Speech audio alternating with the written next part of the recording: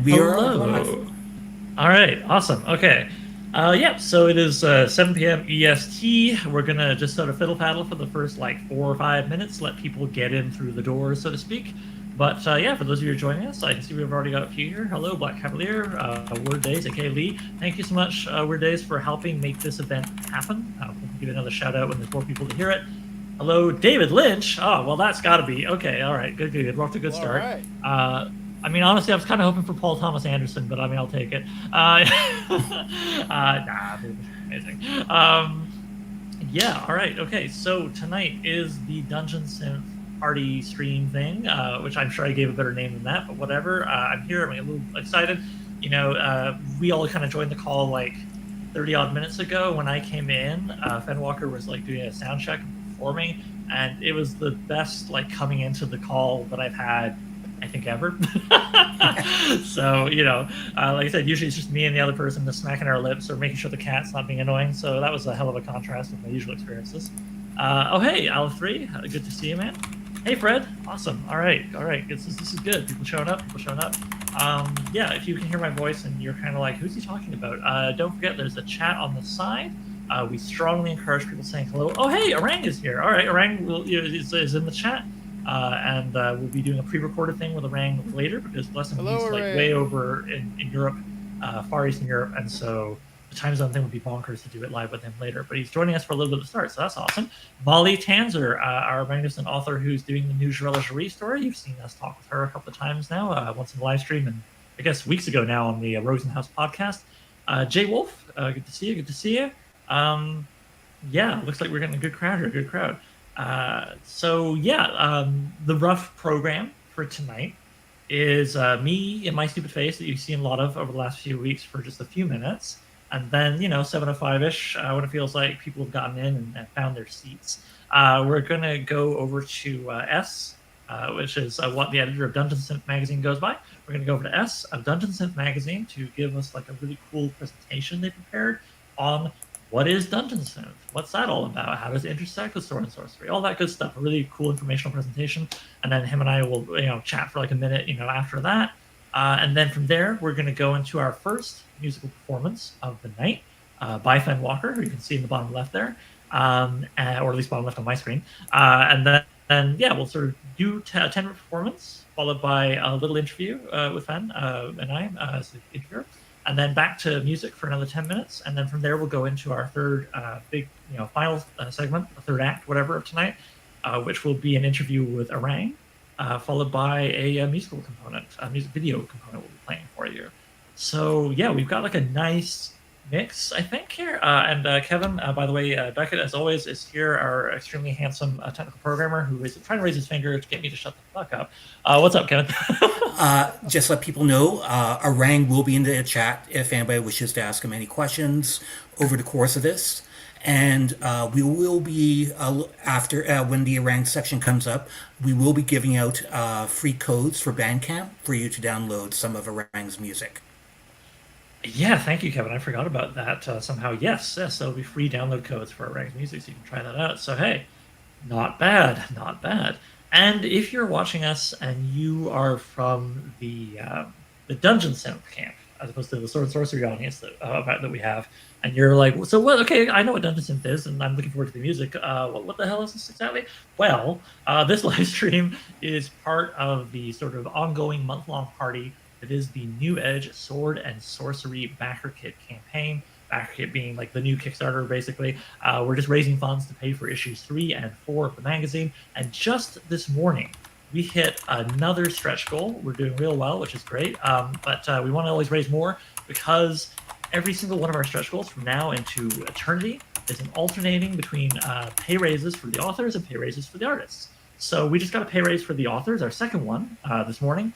And we're now working on pay raise for the artists, which will be their second one. So yeah, I mean, if you want to try out like a really cool magazine with lots of sword sorcery short fiction, nonfiction, like essays, book reviews, interviews, that kind of thing, and just piles of art. Our first stretch goal was to double the amount of interior illustrations. We blew through that in the first few days. So every story gets 2 original illustrations, and most of the articles get the same. I mean, holy cow. And also, if you're hearing this and going, well, okay, sure, I live outside of America, though, and shipping is really, raunchy.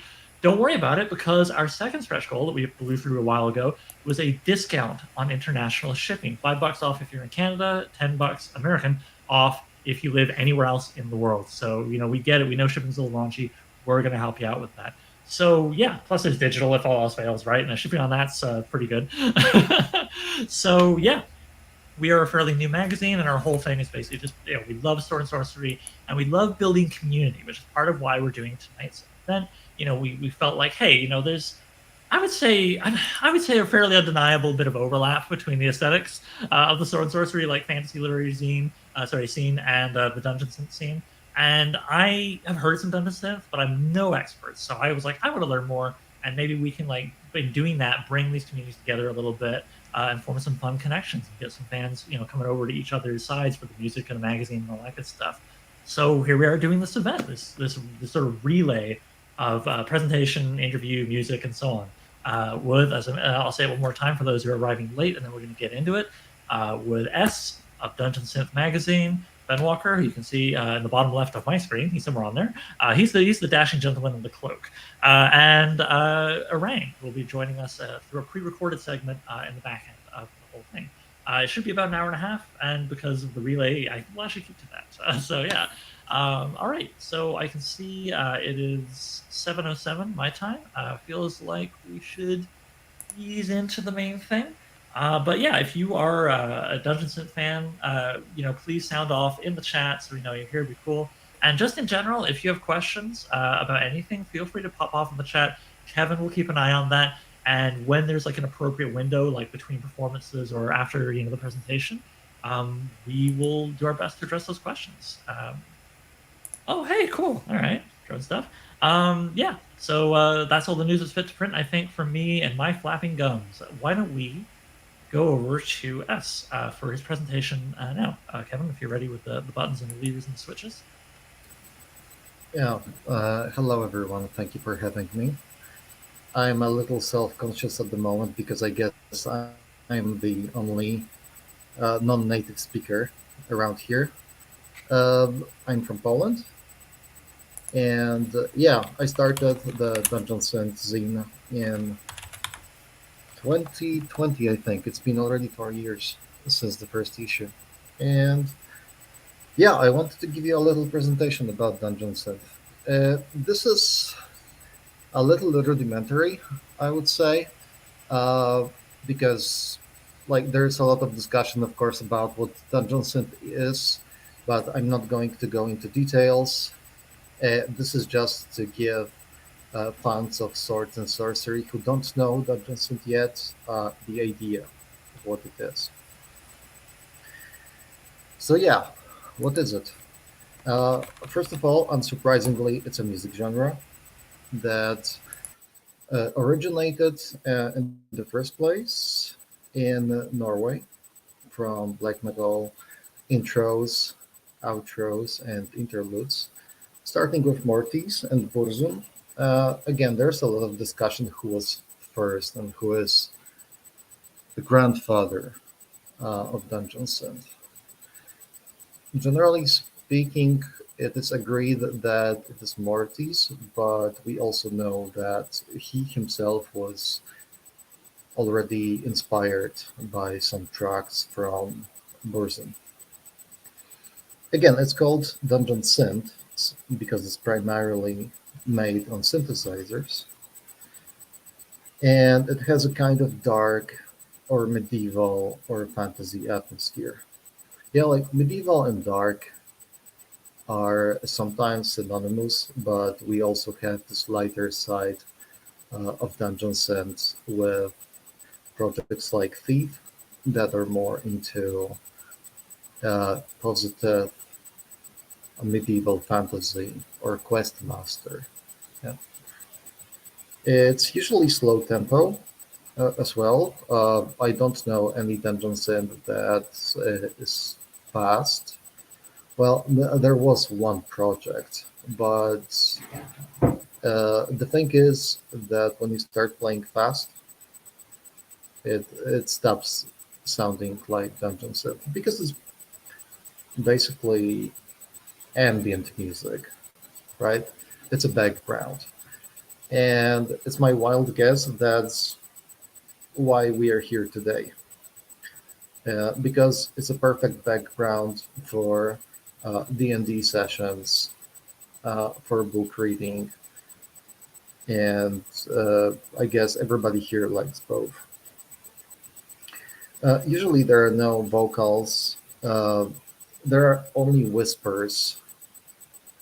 The structure is repetitive, sometimes extremely repetitive, like the very beginning of Dungeon Synth, which is the Mortis's demo, The Song of a Long Forgotten Ghost, which is about 40 minutes long, and it's basically the same thing all along.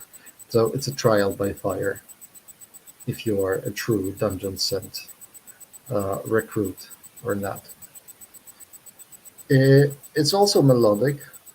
Mostly, there's no droning, so this is what sets it apart from dark ambient. Yeah, because in the past there was a belief that dungeon synth, like in dark ambient, they're pretty much the same thing. Not really. Like dark ambient is mostly like musical stains, like long drawn sounds, and dungeon synth is melodic. And there's also focus rather on atmosphere, not song structure. There's no such thing as chorus usually. So yeah, there's also a bunch of non-musical characteristics. It's usually recorded on cassettes. Uh, why? Well, there's a lot of theories about it, but Dungeon Synth is all about nostalgia, and I think this plays a big part here. On album covers, you can usually see uh, castles, landscapes, fantastical figures, and by fantastical figures, I mean especially like dragons, um, or like other like mythical animals that are worked on the imagination of people in the past. And it's usually black and white or grayscale. Musician belongs to the scene, or at least recognizes it. Uh, this might sound weird to some of you, but in fact, you can find a lot of music from the past predating Dungeon Synth that sounds pretty much exactly like Dungeon Synth. Yeah, so it's not enough to hear the music itself to tell if it's Dungeon Synth or not. We could just as well reach back to the 60s and find something that would fit the musical definition. Escapism as opposed to realism. Yeah, so I guess that's something that sword and sorcery fans should understand perfectly. There's no politics, for example, or real life problems most of the time. We live in our own worlds. Anonymity, yeah, that's one of the reasons why I'm not showing my face today, apart from the fact that I'm pretty fucking ugly. No, okay, just kidding. Uh, but uh, many musicians choose not to show their faces and let music speak for them. Personally, I think that this is the same thing that made medieval monks not sign their works with their names, but with just ad maiorem gloriam Dei, yeah, which can be roughly translated to for the greater glory of God.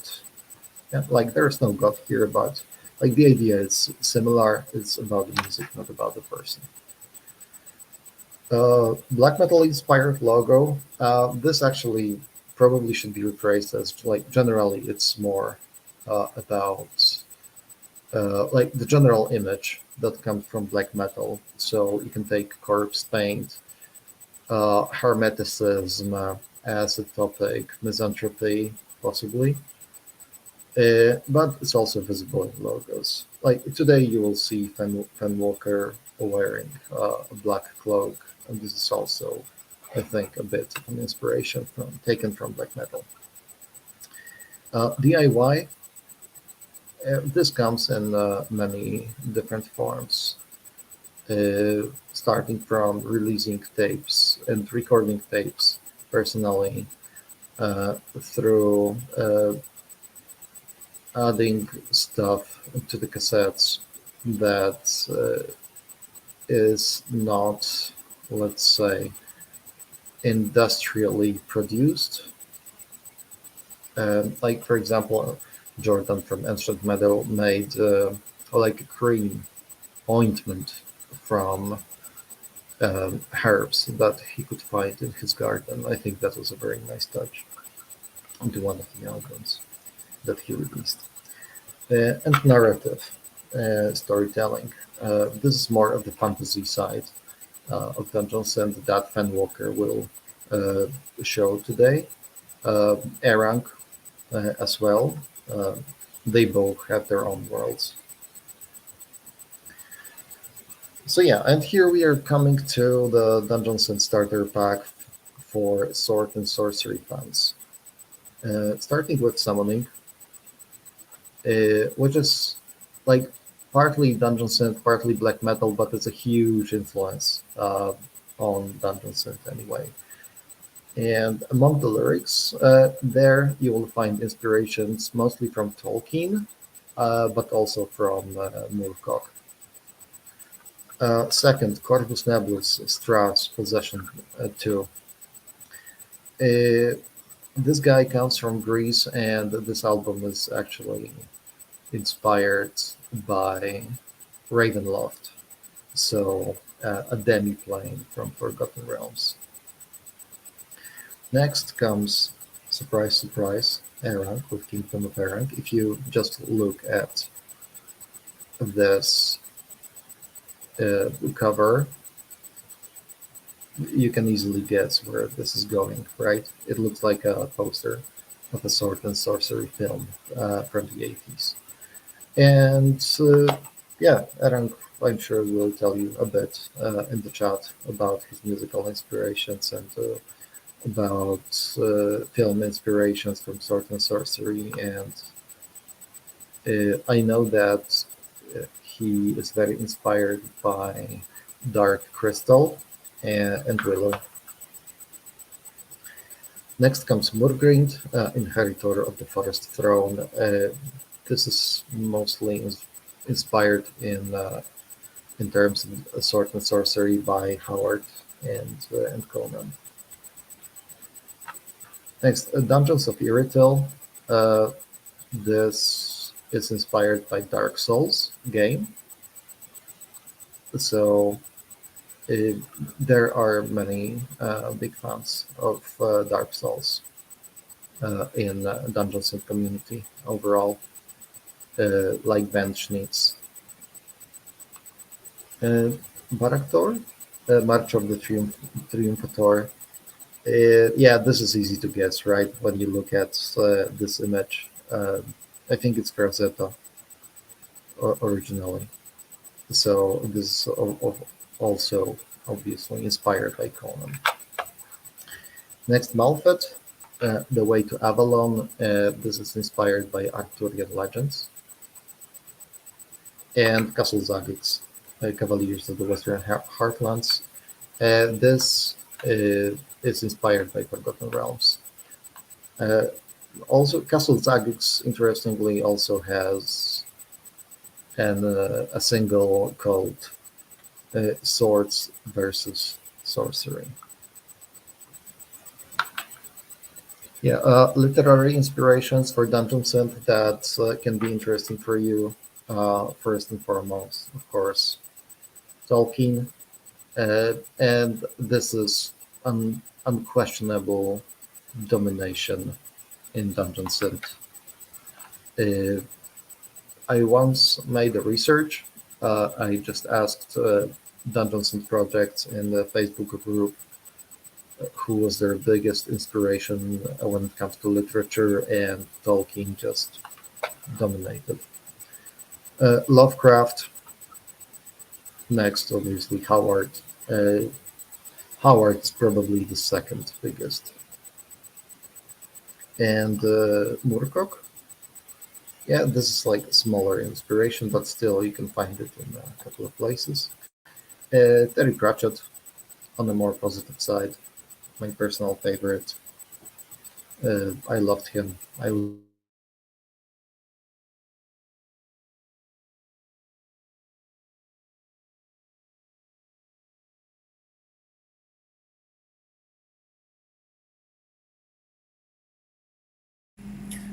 Oh, I think we lost the sound for Dungeon Synth. Can you hear me? We can't hear you right now.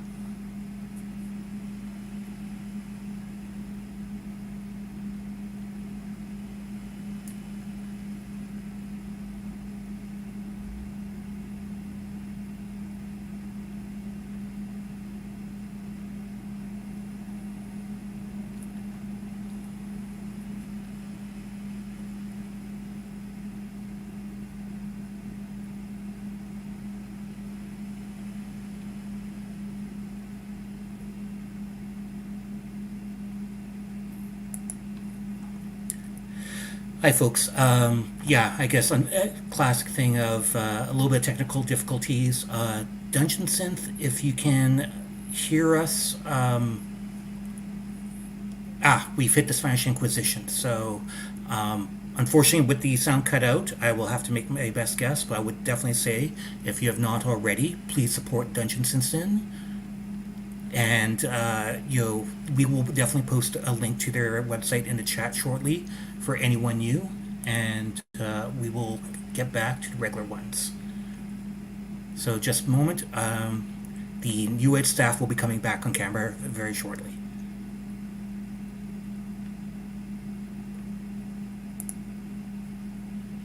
Hey folks, yeah, shoot, a technical, as Molly said, definitely didn't expect this. No, so we seem to have had a technical error.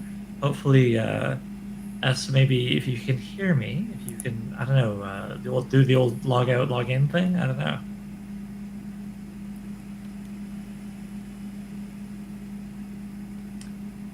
Well, while we kill time, I'll ask for people, what was your first Dungeon Synth album?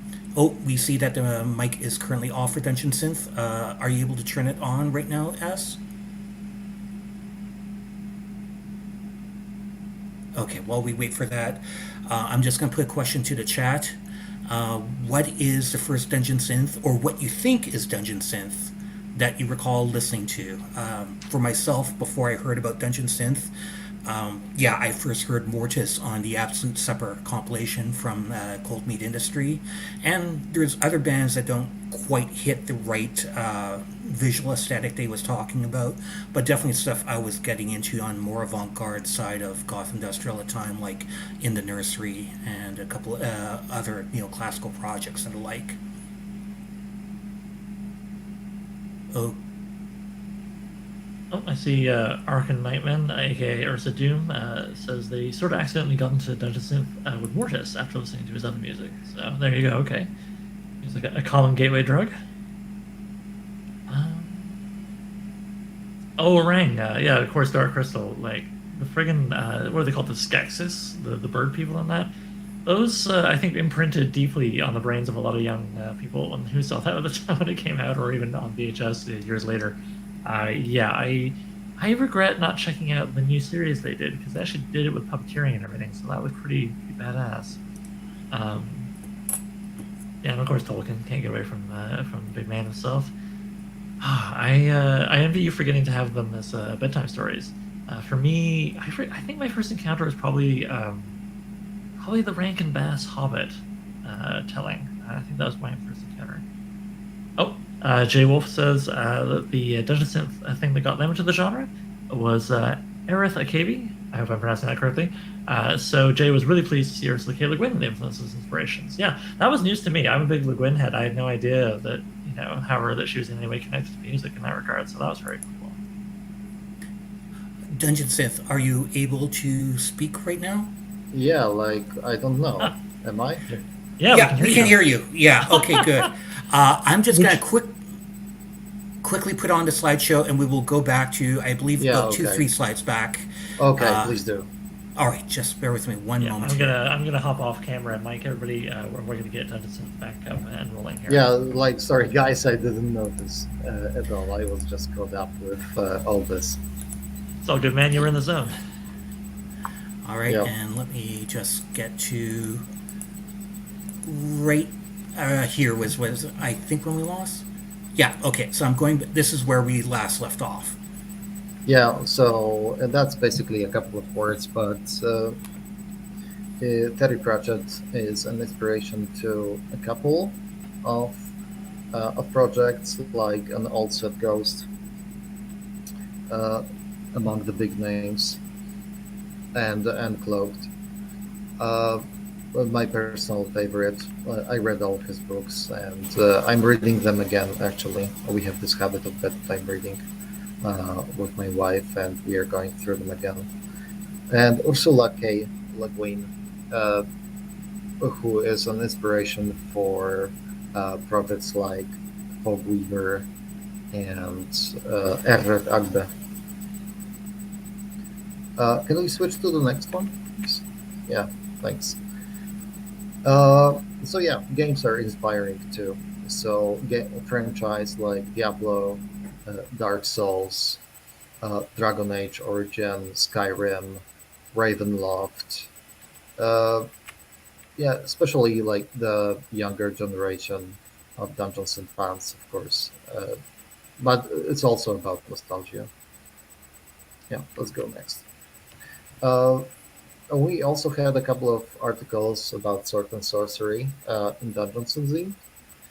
Uh, one of which was is Conan the Barbarian, the Western movie. I wrote it just for fun, but it was fun proving that it indeed is a Western movie. At least I convinced myself. And yeah, also about Lucio Fulci's Conquest from Nicholas Eidolon. And that's pretty much it. Thank you very much for having me. Just tomorrow we are releasing a small book entitled 101 Dungeon Synth albums that you must hear before you rot in a dungeon. A thing that nobody has done before, so like I'm super excited about it. And yeah, the next issue of Dungeon Synth Zine number 10 will probably be the last.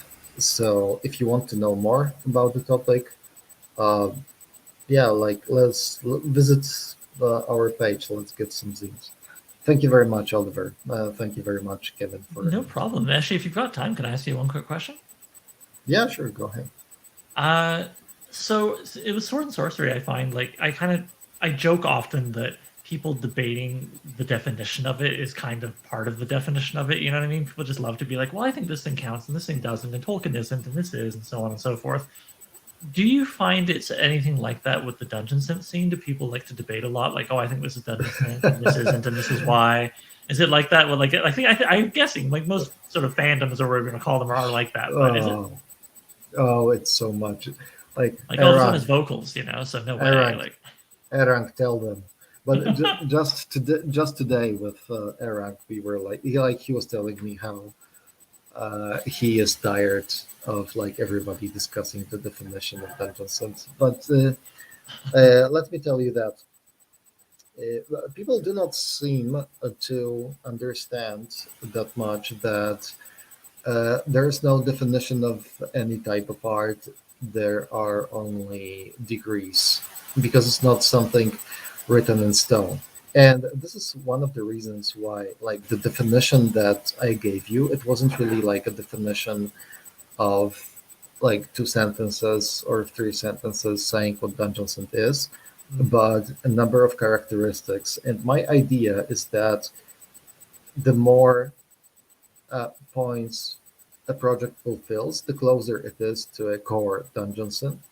and the less it fulfills, the further it is. And because if you just keep saying like this is Dungeon Synth or this isn't Dungeon Synth, like it dismisses the point entirely. Um, it shows a kind of duality that doesn't exist. Uh, and this is also what I tackled in this small book of 101 Dungeons and Albums. Like, if we even ask ourselves, like, much simpler objects, like, I don't know, a chair. I'm sitting on a chair right now. Like, it has four legs and like something to lean on, but like, when does it become a chair? Like, if we remove one leg, is it still a chair? Like, most people would say yes. Yeah, but if we remove two legs, it's kind of like stops being a chair. But you can look like this at everything, like even like a pillow. What is a pillow? It's just an interesting uh, mind experiment to ask yourself a couple of questions about the objects around you. And with art, it's much more difficult. Yeah, no, I think we're on pretty much the same page, man. Because like there's a lot of different definitions of sword and sorcery that get put out there. My favorite is always Brian Murphy's from his book Flame of Crimson, History of Sword and Sorcery, which is flexible. It's degrees, right? He names 7 common things in the genre and just says, hey, I'm not even going to give you a number. I'm just going to say that as a reader or a writer, if you are feeling there's enough of these 7 common things present that it feels right, feels like the genre, then hey, congratulations, you're reading or writing sword and sorcery. That's how you know. So yeah, I think if we ever got you guys in a room, you probably have a lot to agree on, in conversation about art. That's awesome, dude. All right, well, thank you so much for this. I guess my final question with a quick answer to it, and we'll link in the show notes and all that good stuff. But just so people can hear it, if they want to find Dungeon Synth Magazine, where should they go to find it?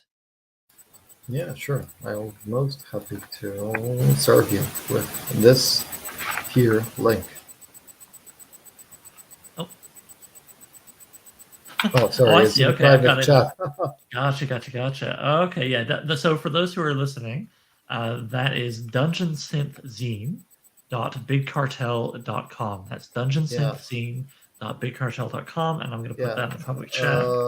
Yeah, I actually tried to comment on the main chat, but it looks like it gets blocked for spamming, probably. Oh, I see. All right. Oh, but Kevin got in there, so But all right, thanks. it's in there. We got it. And as I say, we'll put it in like the show notes when we upload this to YouTube as a recording. So yeah. All right, man. Thank you so much for giving us your time, especially as it's quite late where you are. I really appreciate it. Thank you.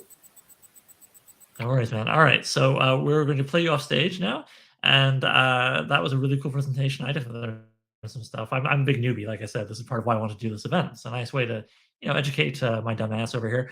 So okay, well, that was a great presentation. We hope you all enjoyed it. We're now going to move on to first a musical component by Fen Walker, and then we'll break in the middle for an interview, and then back to music, and then after that, if there's any Q&A for Fenwalker, we'll hit that up before we go on to Erang. All right, Kevin, Maestro, please, if you would be willing to bring on Fenwalker, and I'm going to vanish. Hey, man. Oh, he's got a sword. Watch out, folks.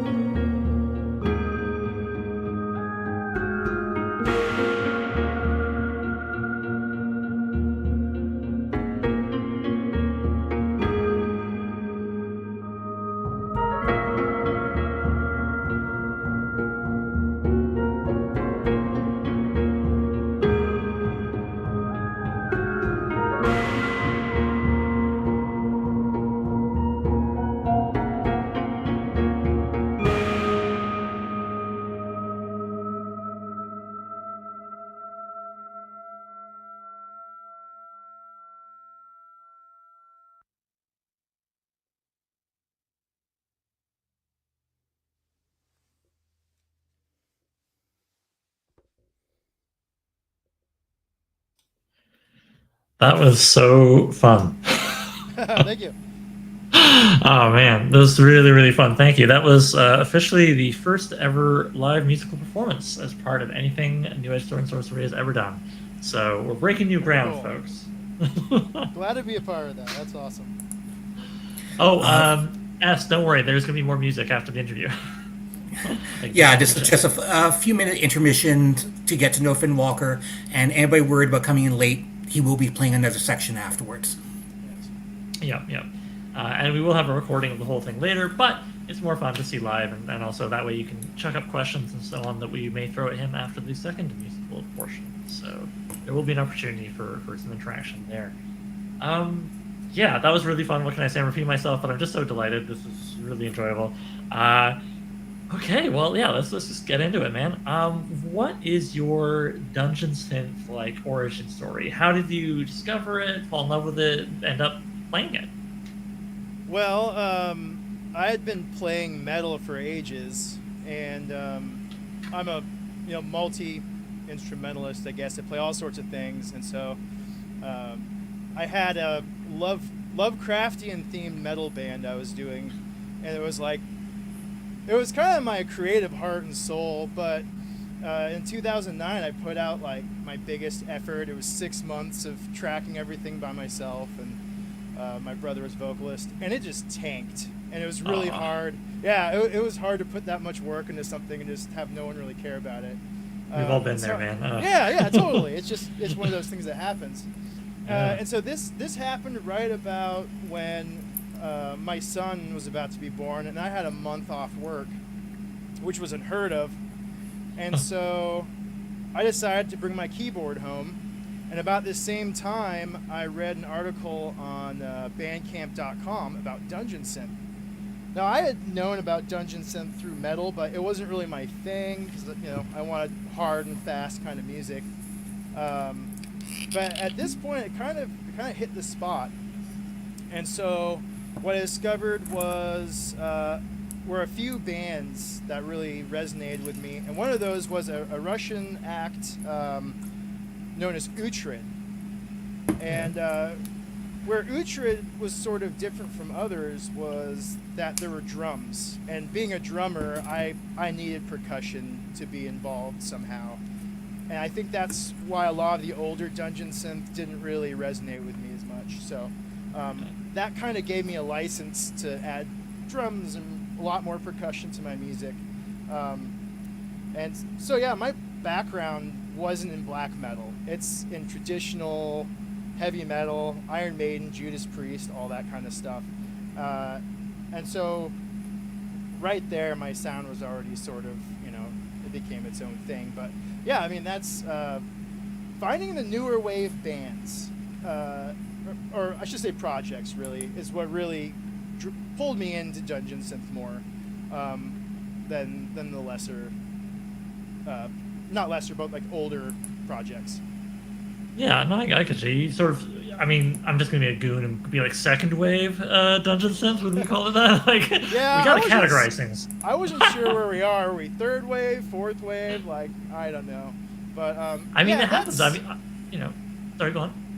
Yeah, so that's where my love affair with Dungeon Synth came from. Sort of a desperation to find something new, and there it was. And there's so many great projects, so many great people. That went right into COVID time, and the Dungeon Synth community, it sounds dramatic, but it like sort of saved my life and my sanity, because work was terrible through those 2 years.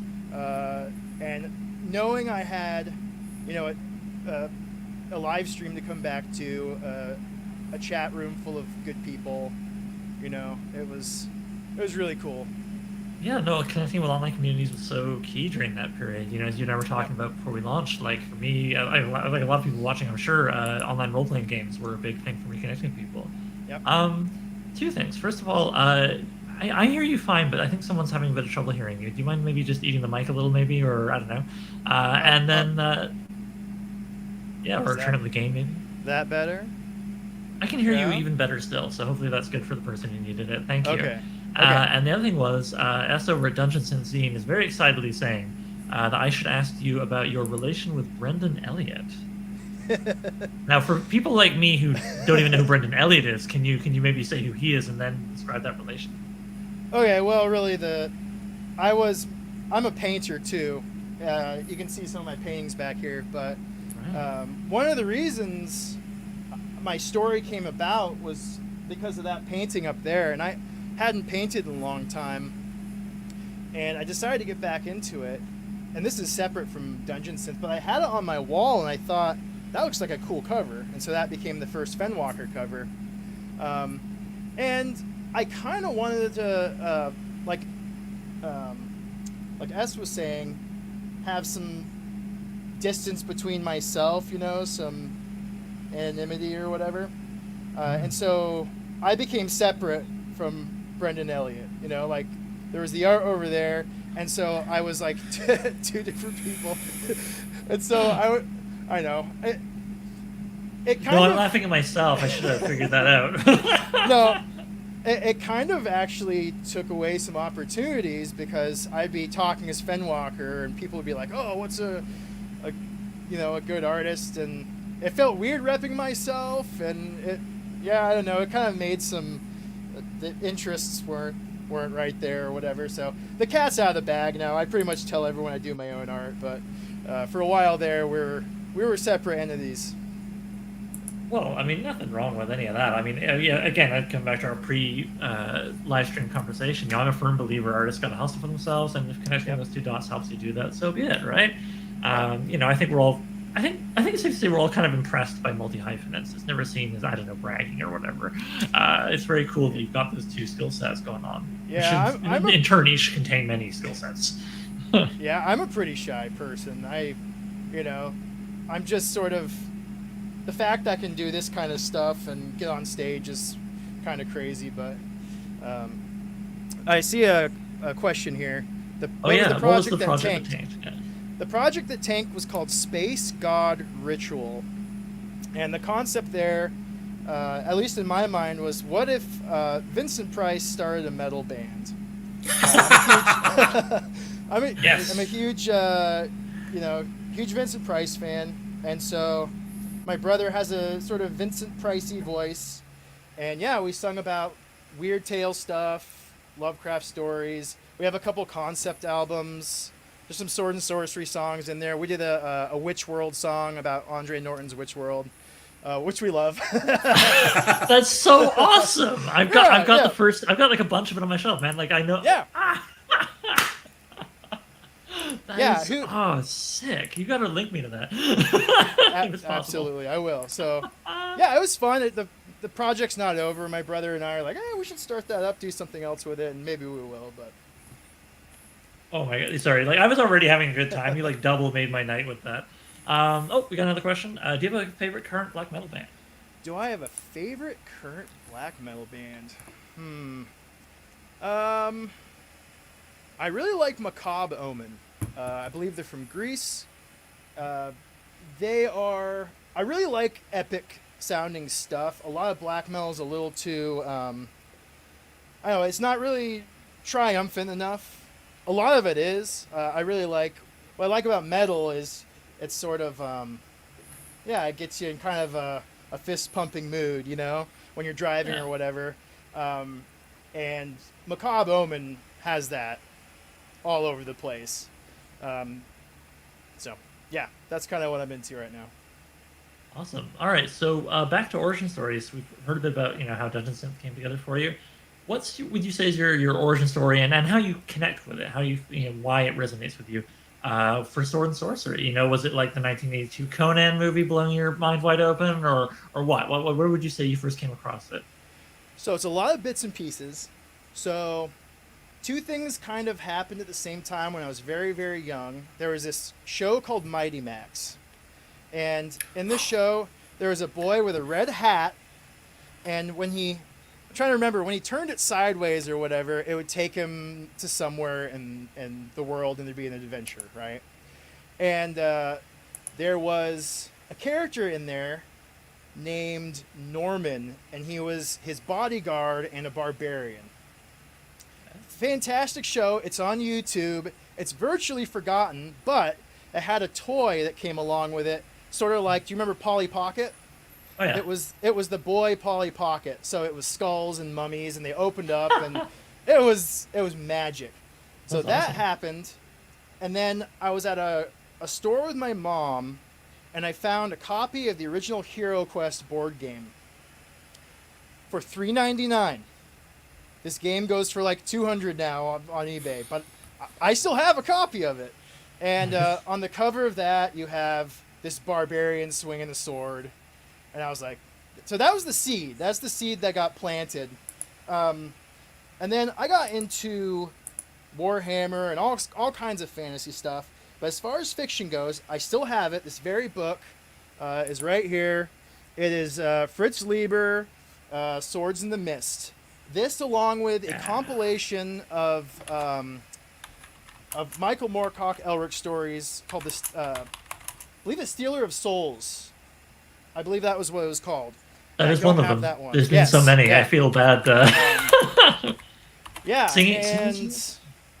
That was pretty much it. And after that, I met a lot of different people in the metal scene who got me into more stuff. Believe it or not, it wasn't Conan at first. Conan came a little bit later. It happens, sometimes you run into people and they're like, I read Elric for 10 years and then finally tried that Conan stuff. It happens. Yeah, so I'm only just reading Cull now. I just finished that collection of Cull stories, which I think is fantastic. So there's so much out there. I still love it. The way my brain works, everything goes in sort of, peaks and valleys. So I'll be super into something and then I'll drop it like it's hot for the next thing. So I'm currently in my fantasy mode right now. So I have been for a few years. So it's been great. Right on. And actually, Strat Player of 05 here saying, so is Fafhrd a Great Master album when? Which, like... Oh, boy. That would be awesome. I think I'd need to start a new project for that one. Yeah, that'd be a biggie. But, I mean, I would listen to it. You would definitely want a musical duo behind it, I think. Songs of Lankmar. Yeah, something like that. Oh, man. Oh, man. Even that album title, I got chills. Yeah, I'm already thinking about it there. And...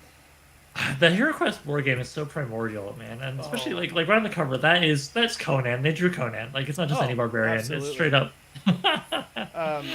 So yeah. The artist of that board game box actually has a huge influence for me. He did another painting, I believe, called Tomb World, and it's a great painting, and it's just this sort of brutalist piece of this dark, dim world full of tombs. And I absolutely love it. It's actually the backdrop on my computer. And that's my idea for Fenwalker. It's this world of tombs. And, so that's kind of a cool connection there. I don't know. Well, actually, I mean, that's a good segue because I wanted to ask about two things, I guess. One is, like, we can maybe blend it together here, right? So you talked a bit about how, like things like Hero Quest and, like, I want to say Mad Max, Mighty Max, pardon me. I am not familiar, but I'm going to look it up. It sounds interesting. You kind of, were like the primordial goo that really got you in.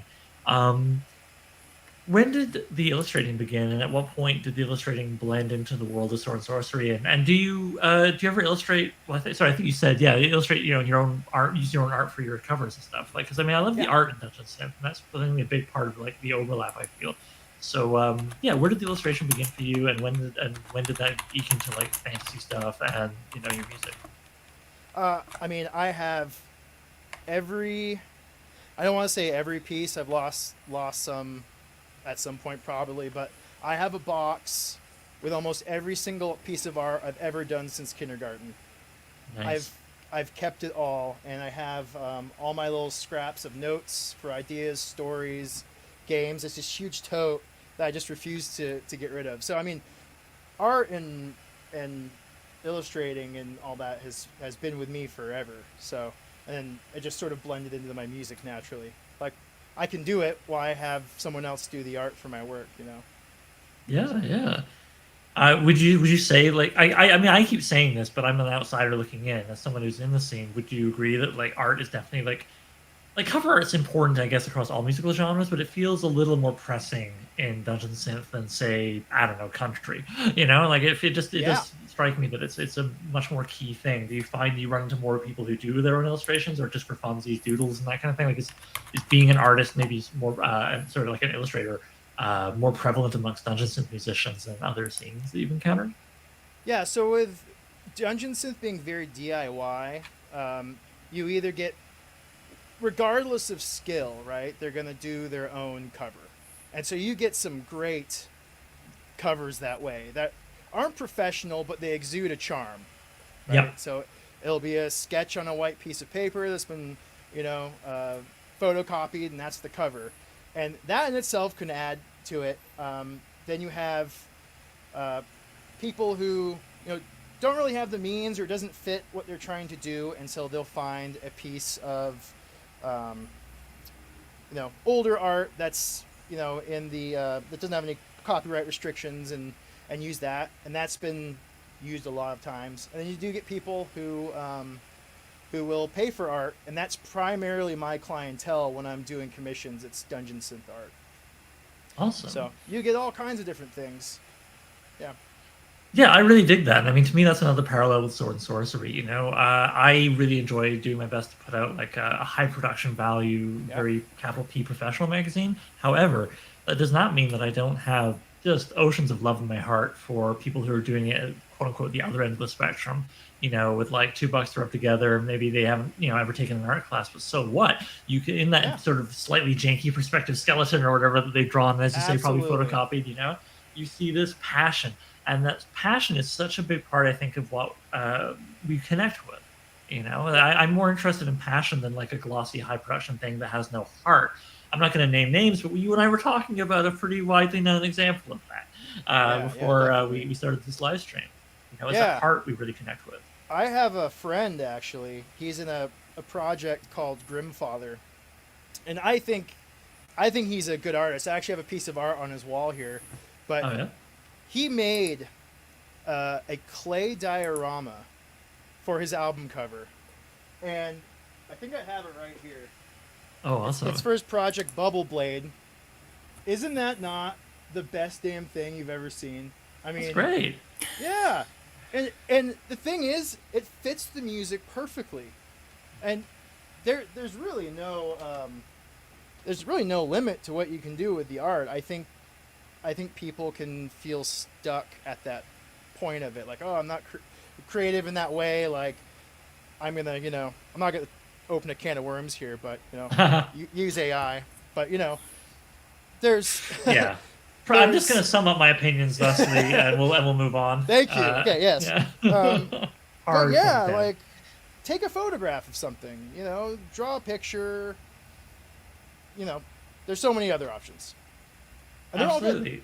Because again, like, the passion comes through, people connect with that, whether it's, we're talking about art for an album or the music itself, maybe even sometimes, I think a lot about, like, the original punk scene was a lot of people who would themselves say they couldn't fucking play a note. They're like, I got 3 chords and I know how to yell, know? And, like, look what happened there, or even going to another sort of intersection of all this, I'm running Dungeon Crawl Classic on Sunday. Yep. I cannot draw, but I like to, have fun doing the physical media thing. I literally will get pencil crayons or whatever out, and I'll just do my best to make, like, goofy maps and doodles and stuff.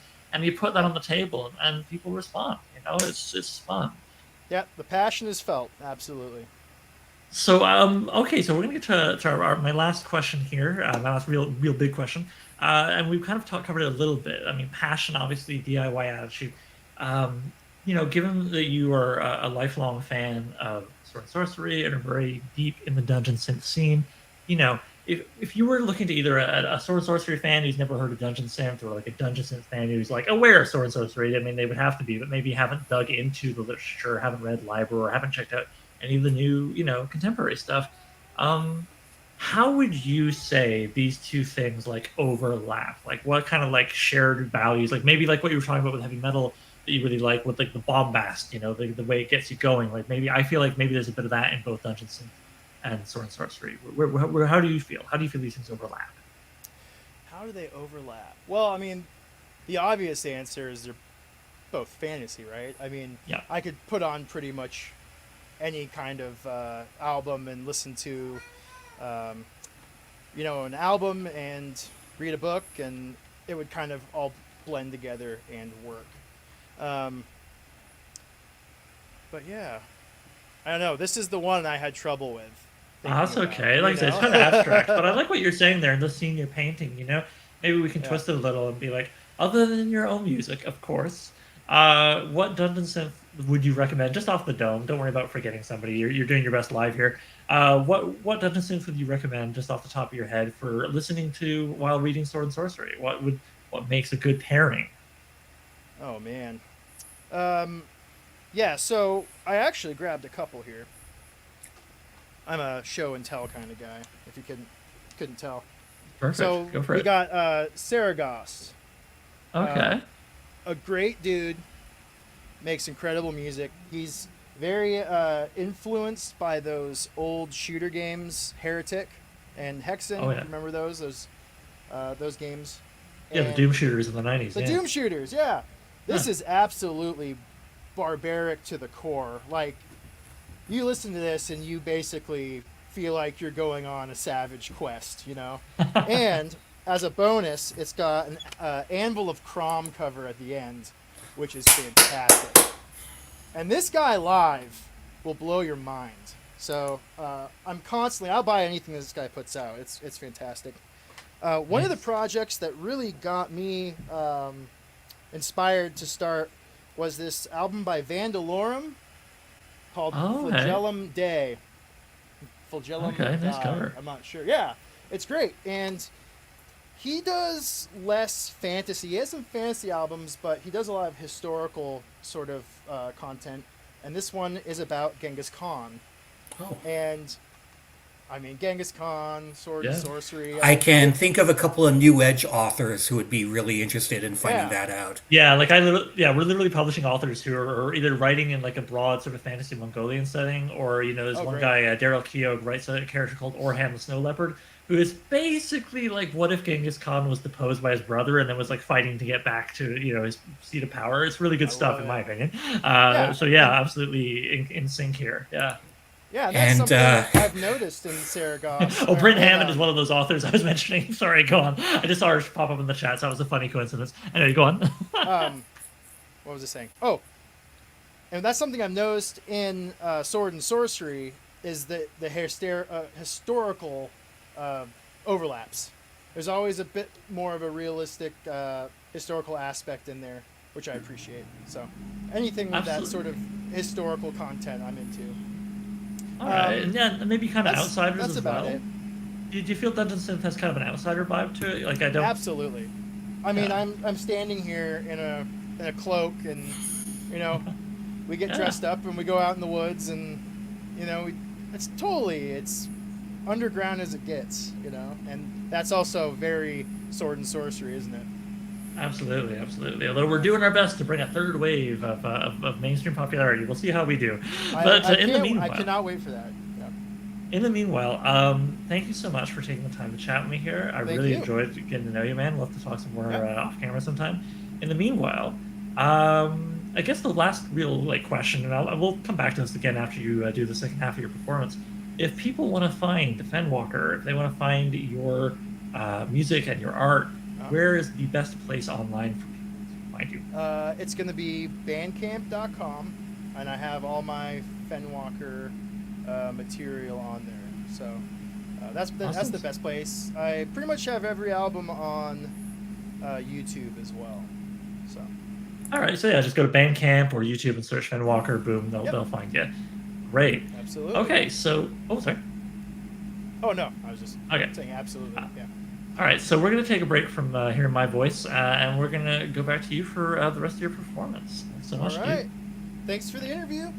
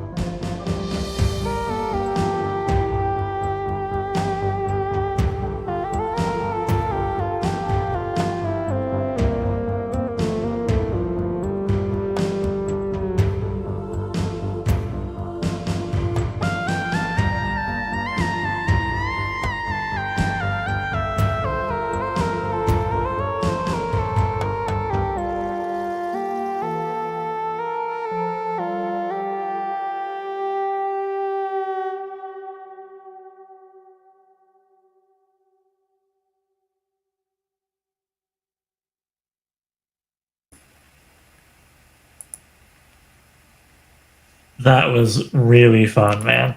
I appreciated the horse. Judging by the chat, a lot of other people did too. I mean, I'm laughing with delight. Let's be clear. Oh, absolutely. Yeah, no, that was my charging across the steps song. Right, right. Awesome. Perfect. Yeah. Perfect.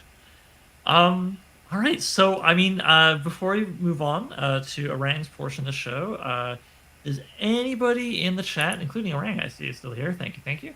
Does anybody in the chat have any final, like, quick questions you want to throw Fenwalker while we've got them? I see a lot of Thanks, Erang. superlatives. Appreciate Yeah. Yeah, no, there's praise from Rang, praise from various and sundry in the chat here. So I think that's pretty good. No questions, only praise. Great. Yeah. All right. Well, sounds good then. So, hey, Ben, is there anything last you want to say before we let you go? No, I mean, except if you're new to Dungeon Synth, go check it out. Something that wasn't mentioned was the Dungeon Synth archives. At least I don't think it was mentioned on YouTube. No, please do. If you go onto the Dungeon Synth archives, that guy literally is the reason I got anywhere. Because he believed in my music and posted it, and it really got me started. So a lot of love to him. I don't know who he is. No one does. But he's a pillar of the scene. So go on there, dig into some music, and enjoy. Actually, I'm going to ask you one last quick question that you just made me think of while telling that. Why do you feel anonymity is such a big part of the Dungeon Synth scene? Why do so many musicians and creators like to hide behind the helmet kind of thing? Nothing wrong with that. I mean, I'm a big Daft Punk fan, for example. But just what brings that element in? Do you think? Oh, I'm sure it's different for everybody. I did it. This is gonna sound really lame. I sort of did it, kind of because everyone was doing it, and it kind of seemed like the thing to do, and it helped me build a persona a little bit. But here I am breaking all the rules and showing who I am and all that sort of stuff. After a while, it's hard to play in the helmet. It's hard to play. I have a chainmail shirt I wear most times, and it's like so heavy, and by the time I'm done playing, my back hurts, and so I've kind of I wear that stuff for photo shoots and whatnot, but it's a pain. But that doesn't answer your question at all. But I think it helps build a character and build the persona, I believe. And you're making your own thing, you're making your character you play as. That's a big part of black metal, putting on the corpse paint, the black and white paint, and you transform into this character that you're playing. I mean, that's at least how it feels to me when I'm becoming the Wayfarer. I don the chainmail and the helmet and the cloak, and that's who I am for the half hour I'm playing or whatever. So. Right on. Well, I have a sneaky feeling that if you're up for it and the planets align and all that good stuff, we might have to have you on another live stream because that was so damn fun. Absolutely. Some project in the future. Will do. To. All right, man. So again, thank you so much for your time. Thank you so much. Thank you so much. Thanks for everyone who watched. Yeah. All right. Good night. Bye now. All right. So yeah, folks, that was Fenwalker, and what a goddamn good time I'm having in no small part due to his contribution. So yeah, now we're going to move into the third act of our evening of Dungeon Synth with a pre-recorded, because Arang does seem to be with us in the chat, but nonetheless, this makes life a little easier for him. We didn't know if he could make it for the chat, so because as I mentioned, he's way over in Eastern Europe, and the time zone thing would be punishing. So there's a pre-recorded interview with me opposite him. I did my best to cut it together to feel natural. We'll see how much I succeeded. And coming back to the anonymity thing, Arang didn't just give us, say, him sitting in a room talking while I interviewed him. Nothing wrong with that, but just saying. He layered his voice over some pretty cool visuals from music videos of his. So I think it'll be really fun to observe as well as listen to. And will provide quite the contrast with me here, my little V-neck t-shirt in my office. All right, without further ado, Kevin, if you don't mind pulling the big red lever, the foundation. What is Dungeon Synth to you?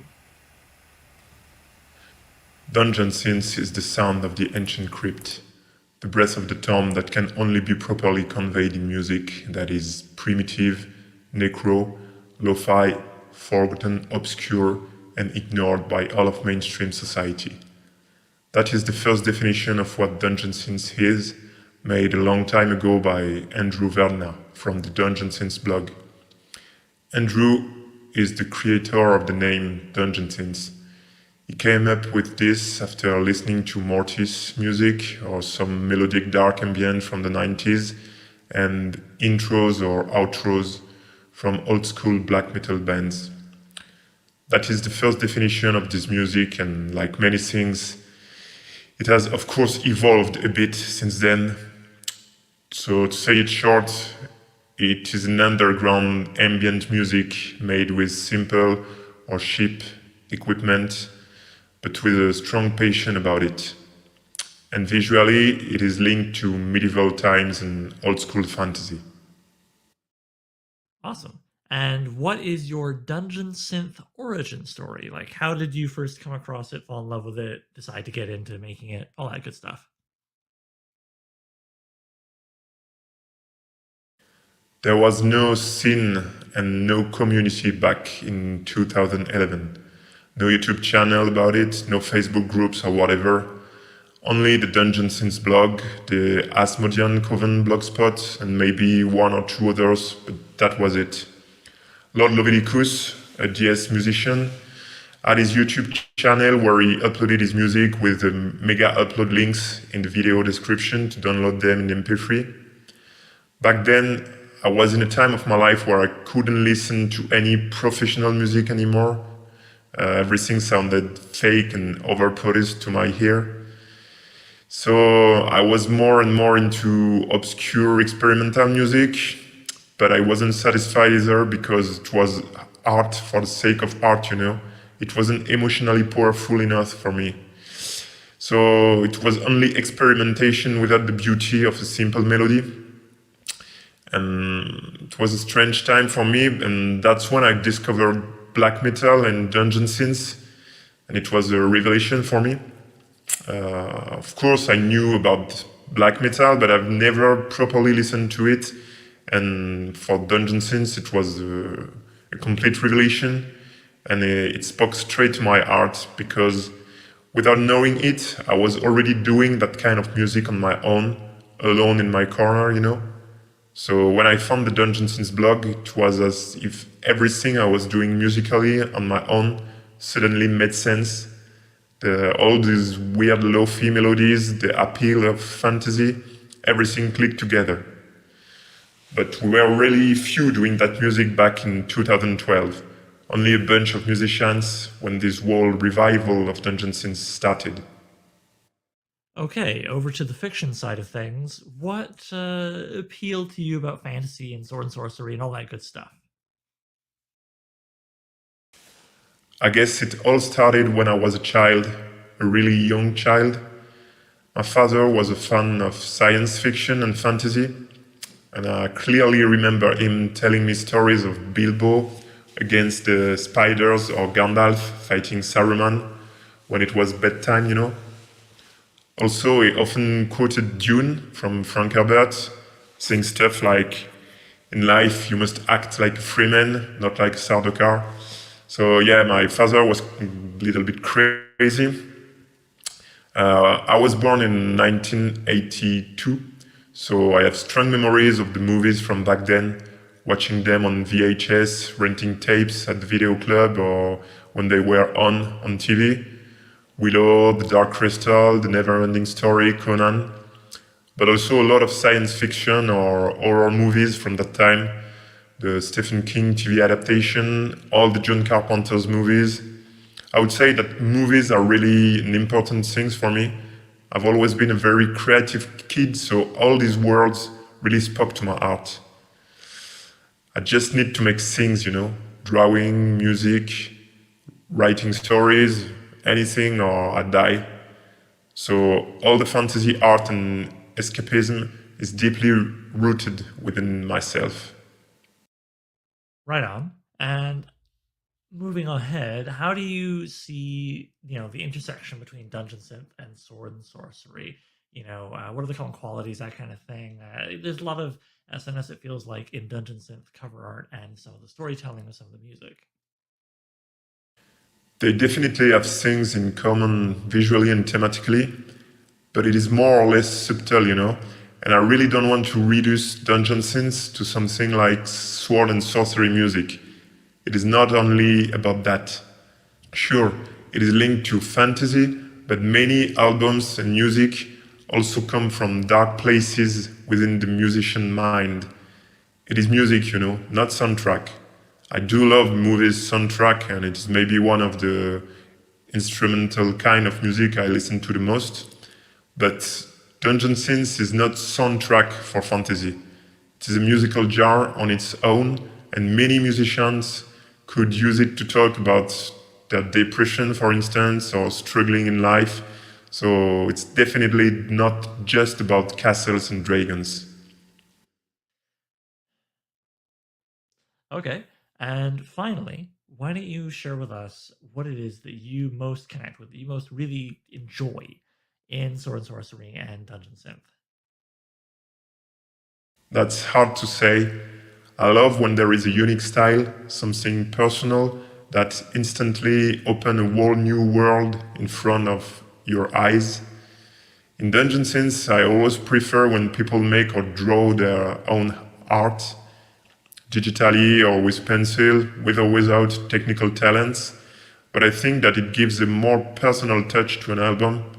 It's not always necessarily true, because we also have in the community a lot of very talented illustrators and artists that have created many famous artworks, covers, like Silvana Massa from South America, on Juan Lopez Domenech from Spain, sorry about the pronunciation here, or Brendan Elliott in the US, and many others. So yeah, to answer your question, no matter what the art is, cover art, music, movies, I like when it's made with passion, coming from the art and very personal. That's what matters the most for me. Awesome. All right. Well, thank you so much for finding time to record this with me for our audience, and for the very generous donation of free download codes that you gave us to give away in the chat over the course of the evening's event. We're going to go back now to live Oliver Brackenbury. Oh my God, it's live Oliver Brackenbury. So I hope pre-recorded Oliver Brackenbury met your standards, everybody. He has a very similar fashion sense to myself. Yeah, all right. So we're not done. There is still going to be a 20-odd minute set in music video form Erang has provided us. Before we go there, I would be remiss in my duties as editor and publisher of Edge Sword Sorcery Magazine if I didn't say to all you old Dungeon Synth fans who come in here, as well as SNS heads who maybe haven't had the chance yet to back it, to remind you all this is part of our month-long campaign for New Edge Sword Sorcery Magazine, promoting issues 3 and 4. Promoting, well, yes, but also funding issues 3 and 4. And man, we have a lot going on. This campaign did very well very early on, which allowed us to unlock a lot of cool bonuses. We have doubled the art in the magazine. We have set up a fund for a international shipping discount. $5 off US if you're Canadian, $10 off US if you live anywhere else in the world that isn't Canada or the US. And we have had 2, as of this morning, author pay raises plus a pay raise for our artists. And we're now working on the second pay raise for our artists. And we're just going to keep going back and forth, more money for the artists and the authors until the campaign ends at 8 a.m. Eastern Standard Time, Saturday, March 16th. If you're enjoying this live stream, you should join us next Friday, March 15th. Starting at 7 p.m. EST, we'll be doing our big final telethon live stream, and the main event for that is going to be a real fun tabletop role-playing game thing in the setting of Black God's Kiss, which is, for those of you who don't know what that is, it is the most well-known story of Jarella Jarry, the classic Weird Tales 1930s era sword and sorcery character, the first heroine of sword and sorcery, really, written by C.L. Moore, who we are bringing back from her first story in 85 years, as written by Molly Tanzer.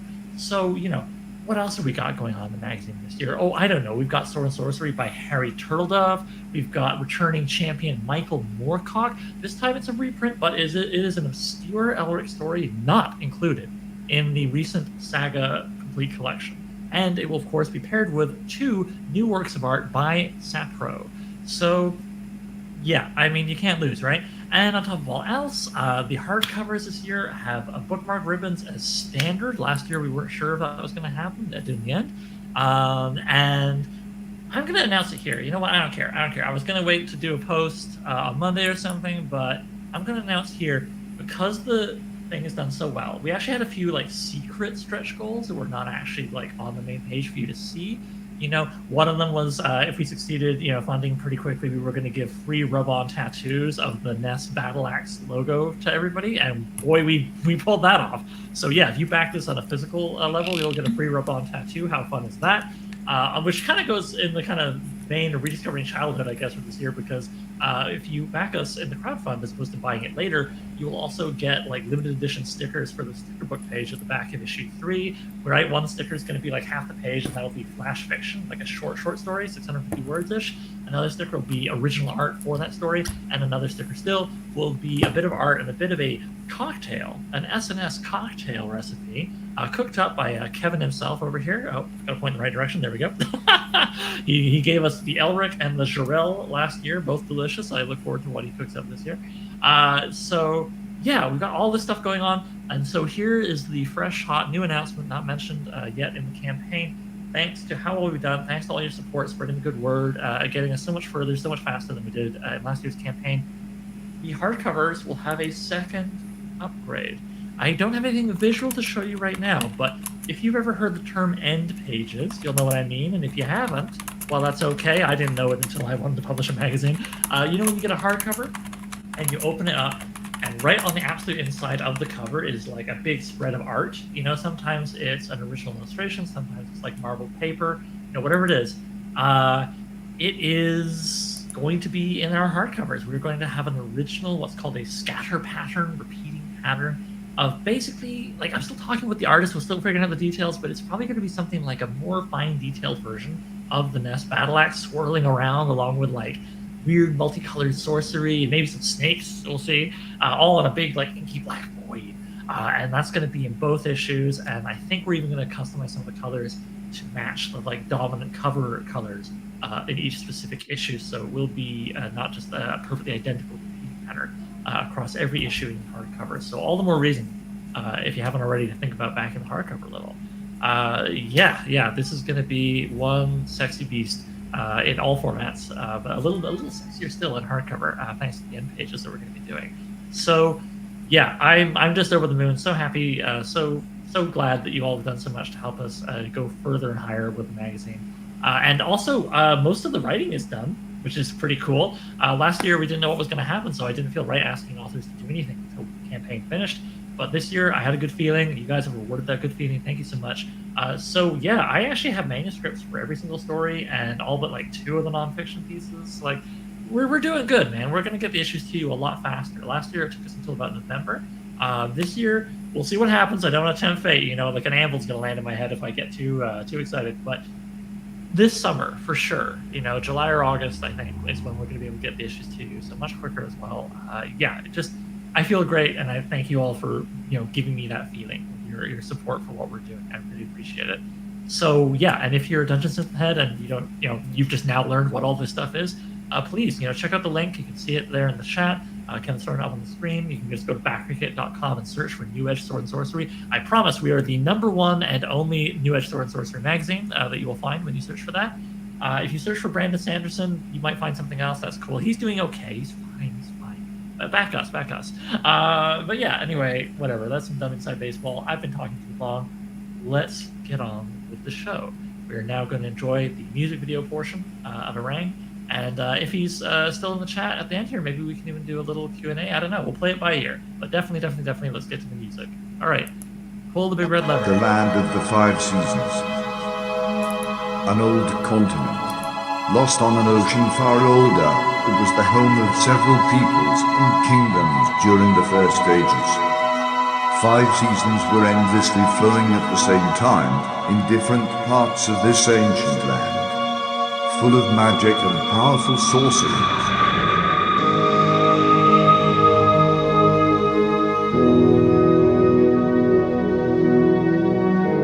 In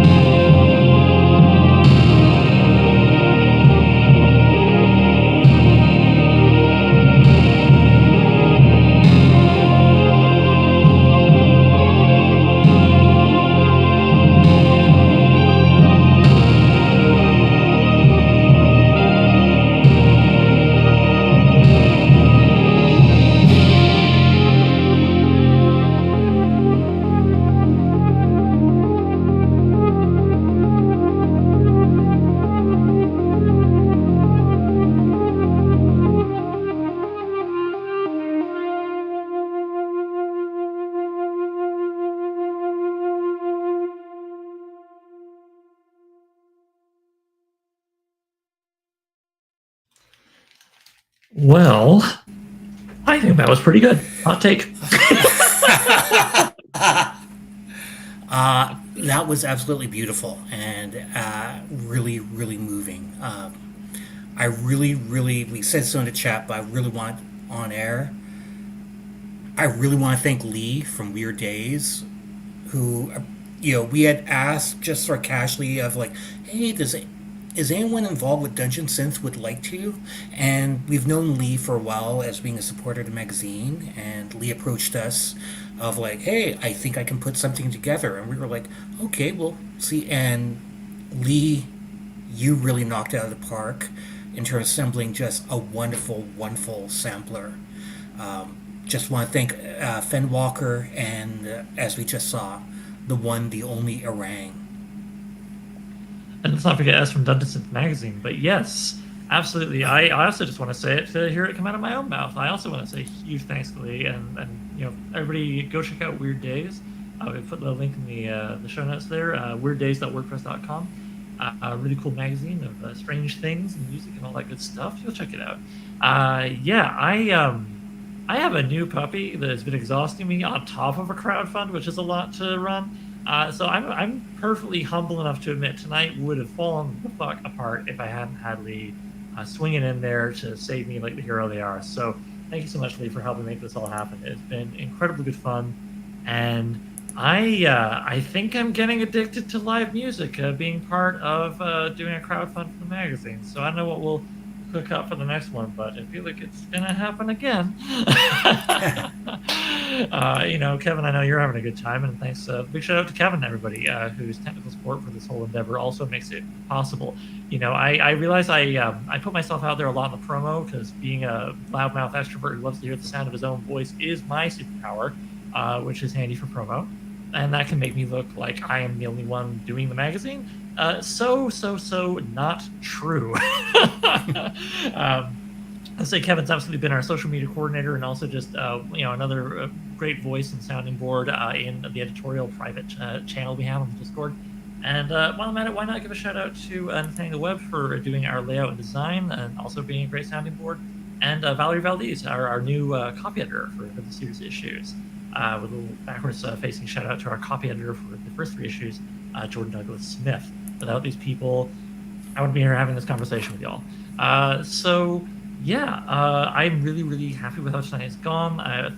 Big welcome to all you Dungeon Synth folk who showed up for music. I hope you check out the magazine. Again, New Edge Sword Sorcery Magazine. You'll find it at newedgeswordsorcery.com. But also, Backer Kit right now is where we're running our crowdfund for the new issues. And you can find out all kinds of cool details about it. It's all up there with lots of fun, cool art, pictures, and whatnot to check out. Plus, a neat little trailer whose music is not maybe as cool as anything we heard tonight. I'm now regretting not reaching out to the Dungeon Synth community for music for that trailer. But yeah, we've got all kinds of great stuff in there, and I suspect I can see more overlap between these communities as time goes by. Maybe we'll even have an ad for Dungeon Synth Magazine in new issues. We'll figure something out. But yeah, this has been a really, really fun experience. The whole shebang, but I mean tonight in particular. Is Arang still with us? Can we get maybe like a last-second quickie question for Arang? Nope, I think he's gone. I think he was signing off, but let's just give a minute. You never know. Yeah, let's give him 60 seconds here. If Arang's left, fair enough. I mean, I'm impressed he showed up for as long as he did, given the time difference. It must be going on 4 a.m. Where is something like that? I think it's 5-6 hours. Maybe we'll do a late-night jam for the Dungeon Synth authors, but will be early afternoon or late morning for us. Yeah, seriously. We'll have our lunchtime concert, and then that will be a little kindness to those over in Eastern Europe and so on. All right, I think Arang's left, and fair enough. But he gave us the interview and music, and who could ask for more? So final shout out just for the campaign, backerkit.com. Head over there, punch in New Edge Sword and Sorcery. You can't miss us. One thing I forgot to mention on top of all the other cool stuff there, we also have as a fun add-on a rainbow metal Ness battle axe pin, which is just like each one's unique in how the rainbow tinting plays out over the thing, and it's like the axe and the circle around it is that rainbow metal, and then the space in between is filled in with like a good midnight black enamel situation. I'm really proud of those. Can't wait to get one in my own hands. And yeah, if you're wanting to check out our Discord, check out the link in the chat. All the sorry, I'm getting tired. All the Dungeon Synth heads are welcome to come by and give it a whirl, and meet the Sword and Sorcery crew. Yeah. All right. I mean, I'll talk forever. I think that I made that clear. But it does seem we have reached a logical conclusion for the evening. Again, thanks so much to Dungeon Synth Magazine, there, Fen Walker, Erang, Lee, Kevin, and all y'all for coming in, supporting the magazine, checking out this stream. It's been a party. And if you want one last big shebang, we're going to be having a big live stream final Friday night of the campaign telethon kind of thing next Friday, March 15th, 7 p.m. Eastern Standard Time. Follow the campaign if you want to get like an email alert just before that starts. Also, there's our socials and everything.